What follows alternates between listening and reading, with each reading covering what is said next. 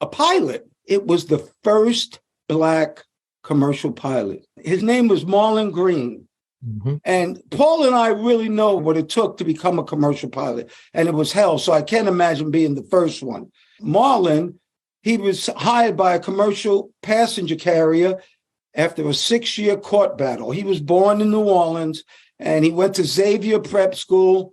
He then even went actually to try to be a priest. He didn't like that, so he joined the Air Force, which was segregated in 1948. He got his wings 2 years later in 1950 when the segregation, I guess, stopped in the Air Force. I know the Navy was the last one to stop it, but the Air Force stopped it, I guess, in 1950. He then tried to fly for an airline, but he flew 3,000 hours, bomber missions in Air Force. And when he came out, he wrote all these letters to all these airlines. And one airline, he even stopped. He didn't check the race part. And they took him for an interview and he made it to the last interview. And then they didn't hire him. And he was more qualified than everybody. Well, what he did is he took this to the Supreme Court.